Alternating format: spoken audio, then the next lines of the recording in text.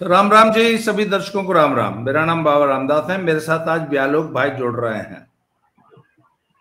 जय सिया राम। भाई, इतना बड़ा वोट का चोरी हो गया, कांग्रेस हार गया, राहुल जी इतना बड़ा पीसी कर दिए, एक को कुकुर नहीं आया उनके साथ, दिल्ली की सड़कों पर नहीं उतरा।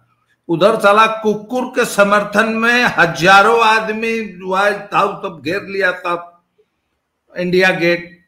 मतलब कुकुर से भी कम वैल्यू हो गया है राहुल जी का। ये क्या है? माने जो बात किसी सबको पता है लेकिन दबी छुपी थी, उसको आप चिल्ला चिल्ला के पूरी दुनिया को बता दीजिए।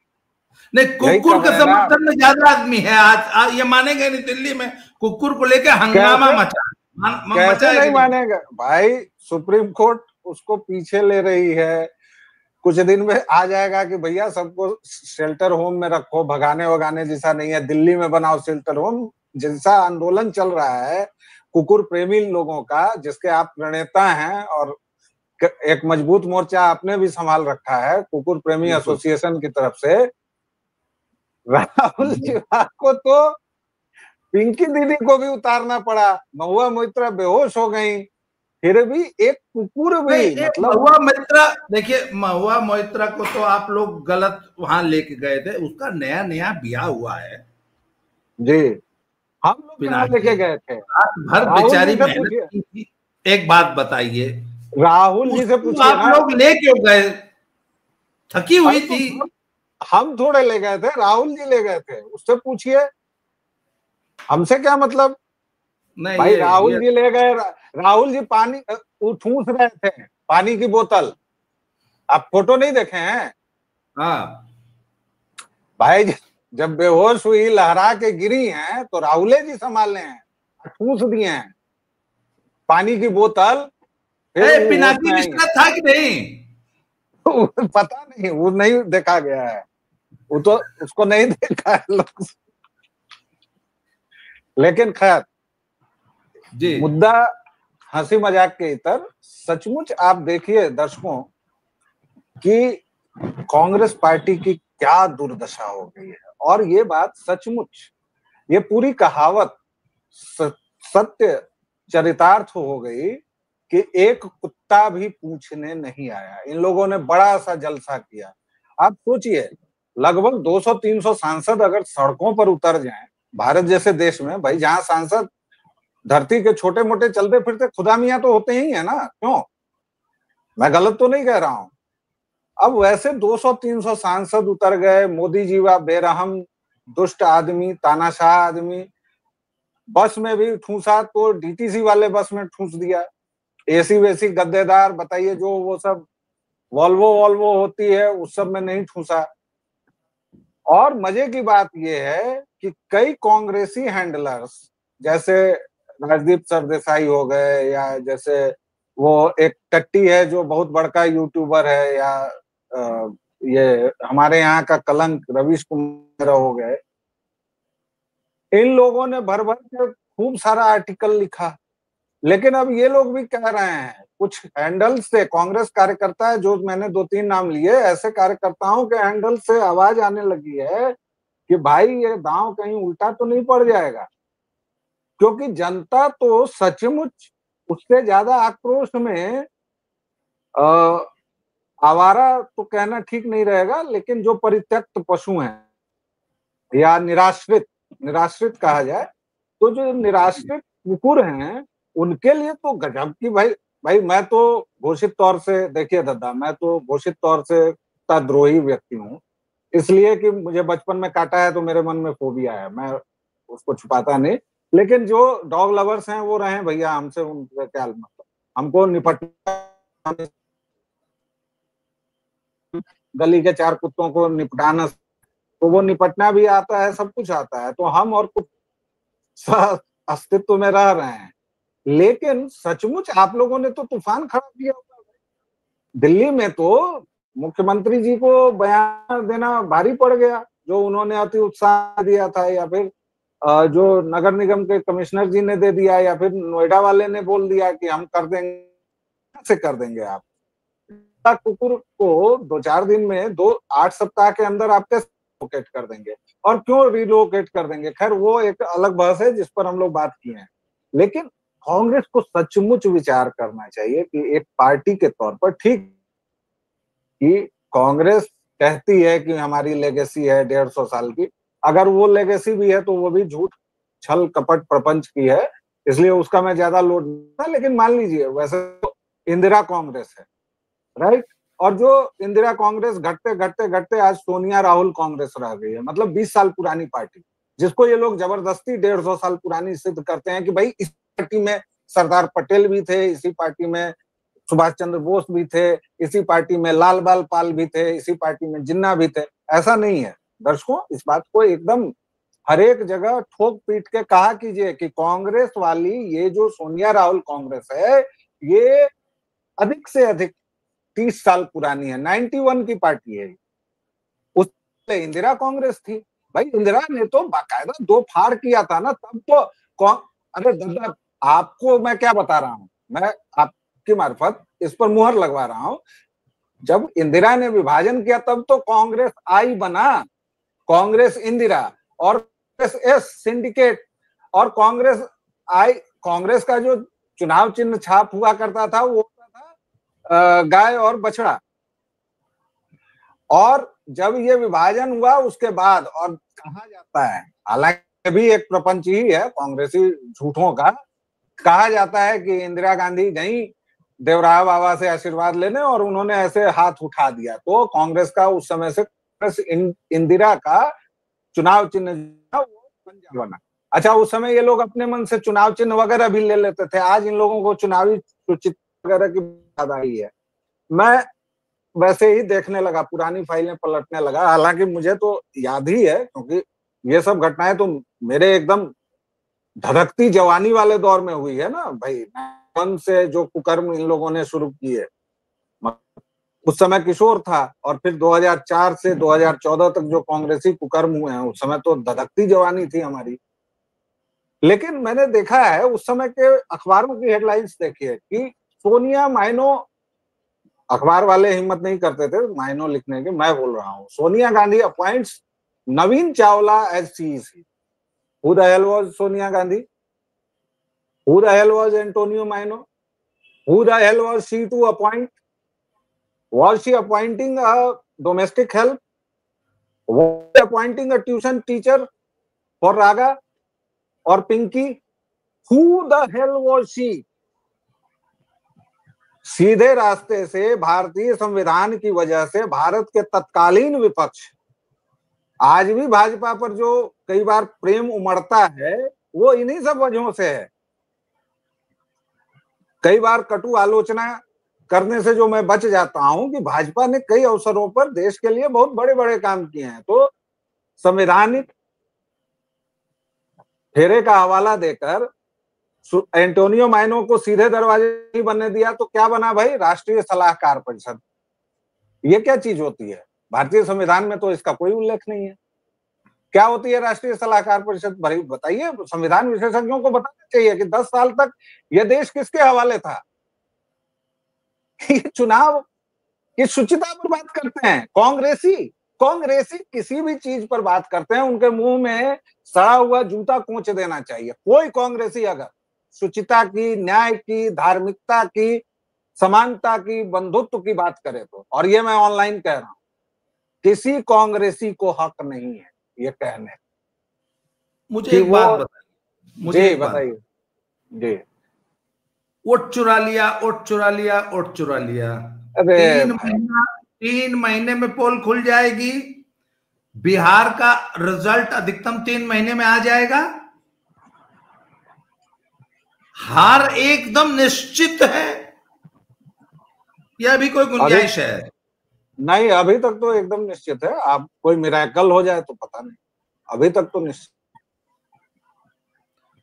अच्छा, जब हार जाएंगे, जब बिहार का रिजल्ट आ जाएगा तो बंगाल में वोट चोरी, वहां तो और बड़ा फसाद, क्योंकि वहां शांति दूत ज्यादा है, वहां तो ये सड़कों पर उतरेंगे, मुर्शिदाबाद जलेगा, फिर से बिहार की हार संगार खाली होगा। बिहार की हार को भी वोट चोरी और एसआईआर पे थोप दिया जाएगा, या ये कहेंगे नहीं पब्लिक ने हरा दिया? उस हार को करेंगे कि नहीं? ये अगर कह देते तो एंटोनियो मैनो, राहुल विंची और कांग्रेस ही हो जाती। क्या बात करते हैं आप, माने अद्भुत अद्भुत बात सब करते हैं। ये तो आप कह रहे हैं कि वेश्या से सतीत्व का प्रमाण पत्र लेके आओ। भाई ये सब टास्क इस स्वामी से नहीं होता है। किसी वेश्या से मैं सतीत्व का प्रमाण पत्र कैसे मांगूंगा?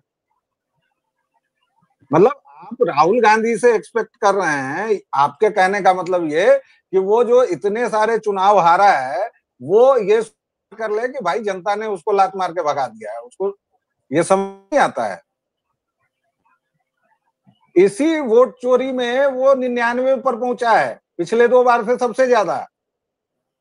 इसी वोट चोरी में अभी भी 3 राज्यों में सरकार चला रहा है।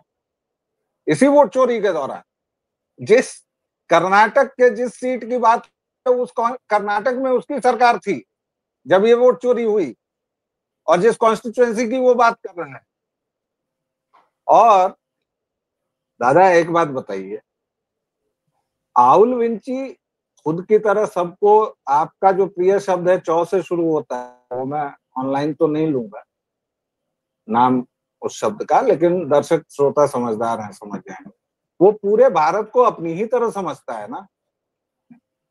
एक तरफ आप कह रहे हैं चुनाव आयोग ने वोट चोरी कर दिया है, दूसरी तरफ बिहार में चुनाव आयोग कह रहा है कि हम उन गलतियों को दुरुस्त कर रहे हैं, तो आप सड़क पर हैं। माने चाह क्या रहे हो, कहना क्या चाह रहे हो? तुम तो कुछ ही बात है, और तुम तो, लेकिन हो सकता है ईसाई परंपरा में चूंकि वर्जिन मेरी भाई दिव्य पुत्र को जन्म देती हैं, तो ये वैसी ही बात है कि बिहार में हम विरोध करेंगे और फलानी जगह उसका ये करेंगे। चूंकि राहुल ईसाई हैं इसलिए उनका मिरेकल्स में यकीन होगा। हो सकता है कुछ ऐसा ही सोच रहे हो। अच्छा, सबसे बड़ी बात यह है कि ये व्यक्ति कितना खतरनाक है।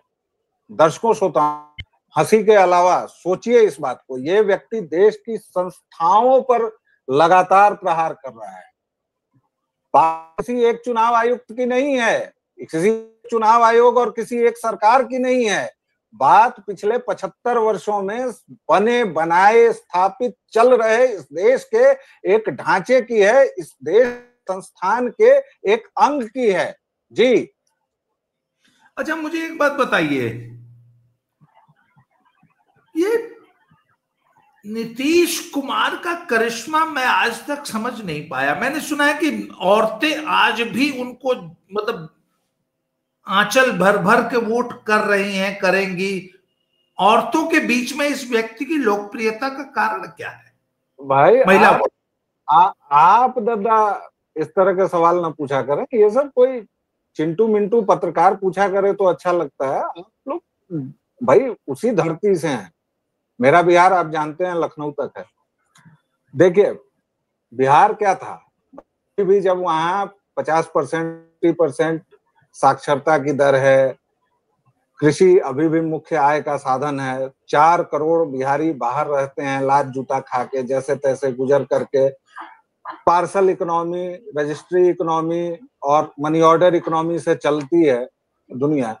अब देखिए कि आपका सीधा सवाल, नीतीश कुमार ने पिछले 20 साल में क्या किया है? नीतीश कुमार ने सबसे पहला काम जो किया कि बिहार की लड़कियों को साइकिल दिया।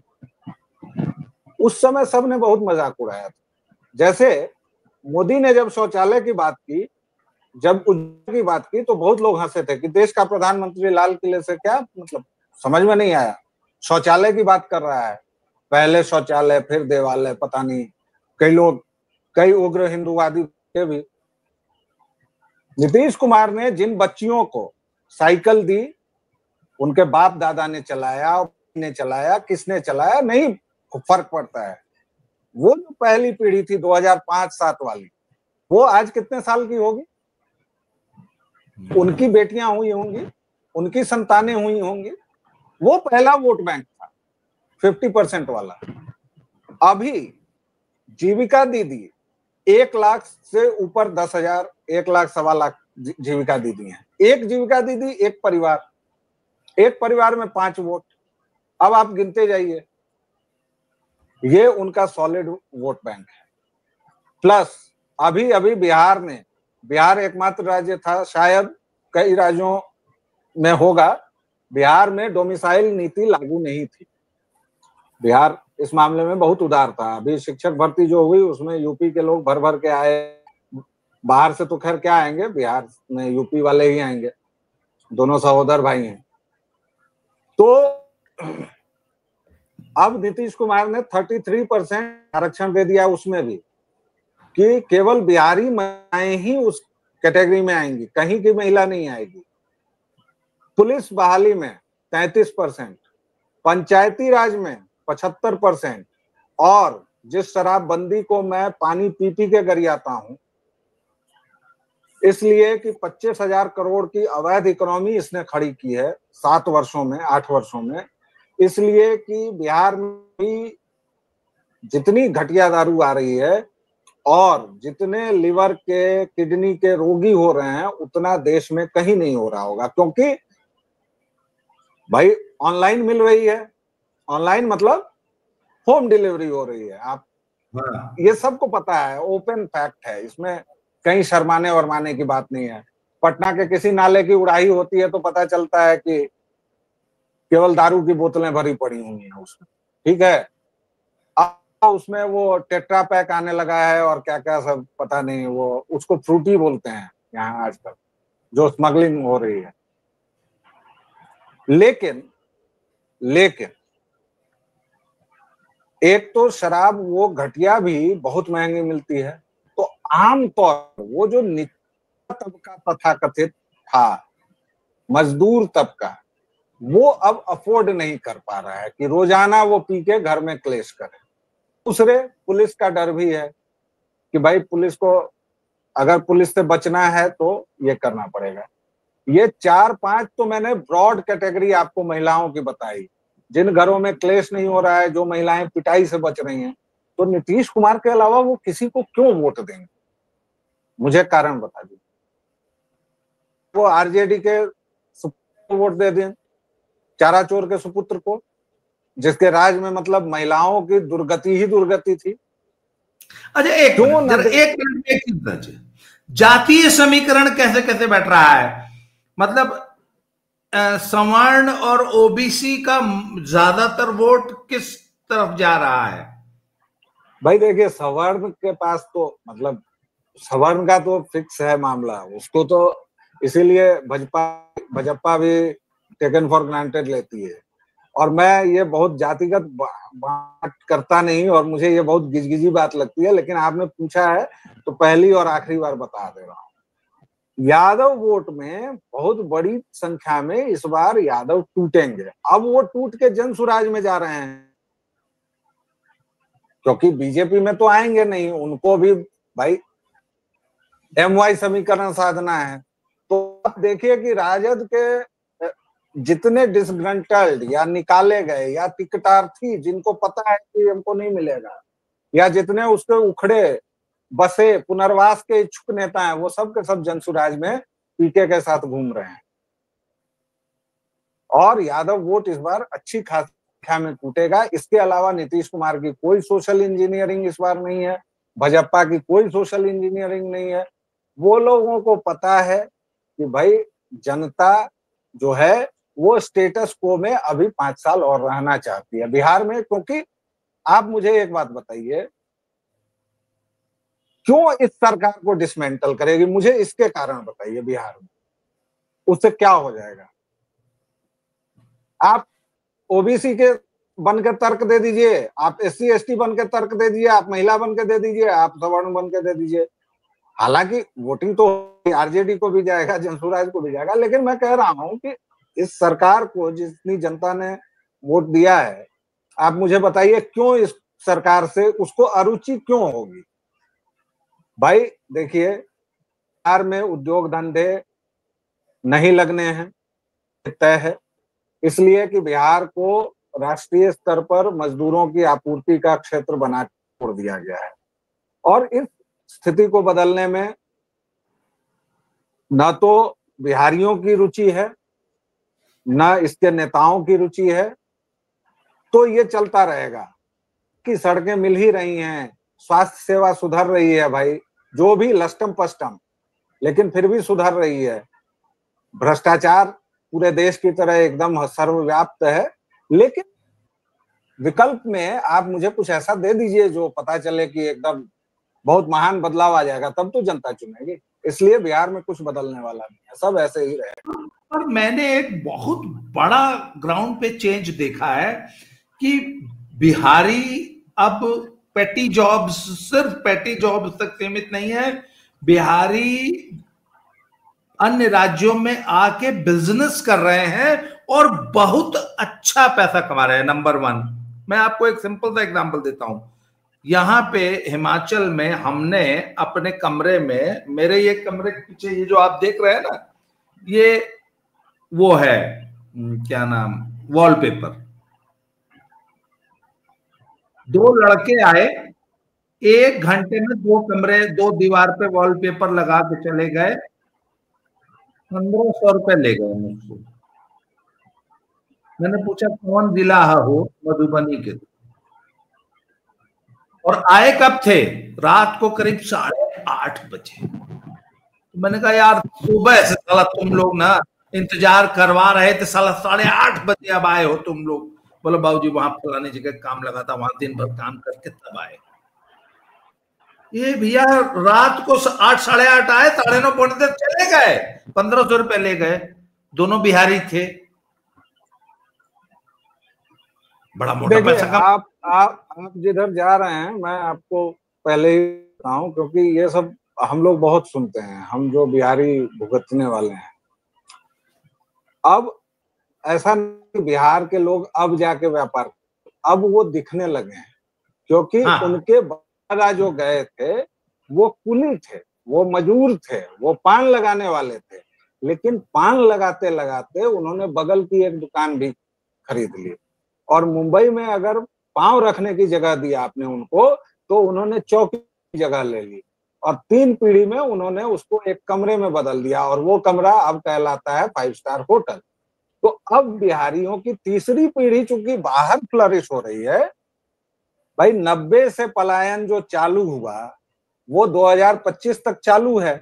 आप सोचिए ना, 35 वर्षों में कितनी पीढ़ियां बिहार की बर्बाद हुई। पलायन पर कोई रोक नहीं लगा। सुनिए, ये लोग जो पैसा यहाँ कमा रहे हैं बाहर, उससे संपन्नता बिहार में दिख रही है कि नहीं?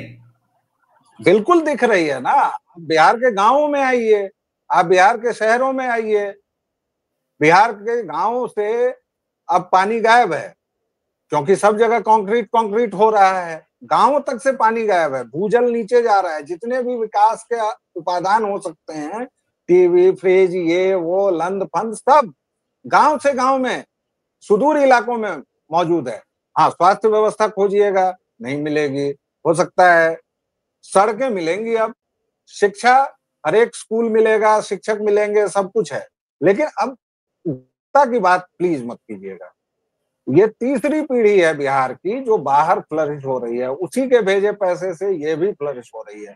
और बिहारियों को ये पता है जो बाहर निकल रहे हैं। आप देखिए 2005 से 10 तक पहला शासनकाल नीतीश कुमार का हुआ, और समय हो गया है, लेकिन अब ये बोलने दीजिए कि बहुत जरूरी बात कह रहा हूं दर्शकों, इसको प्लीज एक बिहारी की वेदना को समझिए। 2005 से 10 जो नीतीश कुमार का शासनकाल था, वह सचमुच सुशासन का काल था। जो आज आप योगी राज में माफिया के साथ देख रहे हैं ना, वो कुछ उसका पहला प्रदर्शन हमने बिहार में 2005 में देखा था, जब बड़े बड़े माफिया को पकड़ के रखा गया जेल में, उनकी संपत्तियां नीलाम हुई, उनकी संपत्तियां, स्कूल बना दिए गए, उसमें कुछ और शेल्टर होम बना दिए गए, सब हुआ। लेकिन 2010 के बाद नीतीश कुमार की जब महत्वाकांक्षा बढ़ी और जब लोग लौटने की सोच रहे थे, तभी 12-13 में इनको कीड़े ने काटा, और उसके बाद बिहार एक बार फिर से उसी अंधी खाई में चला गया। और इसीलिए पलायन रुका नहीं। हाँ, बीच में 1 आध साल जरूर हमारे जैसे लोगों ने सोचा, कई बड़े जियाले आए भी, कुछ जियालों ने तो दरभंगा मधुबनी जैसी जगहों में करोड़ की फैक्ट्री भी लगाई है, हमारे मित्र हैं उन्होंने भी है, लेकिन उस फैक्ट्री को आज देख के आप कहेंगे कि वाह बिहार में तो यार इतनी अच्छी फैक्ट्री चल रही है। मखाना का सबसे बड़ा इंटीग्रेटेड जो फैक्ट्री है वो मनीष आनंद चलाते हैं मिथिला नेचुरल्स के नाम से, लेकिन उनके जो 8-10 साल की मेहनत है वो जाके पूछिए ना, और शुरुआत में उनको क्या क्या करना पड़ा और क्या क्या झेलना पड़ा। आज आप जाएंगे तो कहेंगे कि वाह बहुत बढ़िया बहुत बढ़िया। तो इसलिए बिहार जो है, बहुत घिसी पिटी बात से अपनी बात खत्म कर देता हूं कि बिहार इज नॉट फॉर, और ये सब जूते खाने वाली बातें हैं, लेकिन अब क्लीशे है, क्लीशे को ही क्या कहा जाए। इसलिए बिहार सीरीज करते रहिए, मैं बताता रहूं, क्योंकि एक सीरीज में ये सब चीजें आएंगी। तो आप ये कहना चाहते हैं कि बिहार की हार का ठीकरा वोट चोरी पर फोड़ने जा रहा है अखिलेश यादव, उसके पहले और बाद में देश में आग भी लगा सकता है, उसके पहले और बाद में ईरान आग लगा सकता है। बहुत सावधान रहने की जरूरत है, बहुत गंभीरता से मैं कह रहा हूं, क्योंकि इन्होंने ठान लिया है कि इस देश को आग लगा के हवाले कर देना। चलिए दोबारा इस विषय पे दोबारा बात करेंगे। फिलहाल इनका जो वोट चोरी का जो झूठा आरोप था वो पब्लिक में तो कहीं दिखाई नहीं देता है ना, और कहीं नहीं दिखाई देता है, वो बकवास बात। वो बिल्कुल पब्लिक ने झूठे आरोप को नकार दिया है। आपने समय दिया इसके लिए बहुत बहुत आभार, धन्यवाद। दोबारा मिलते हैं। जय श्री राम। जी, जय श्री राम।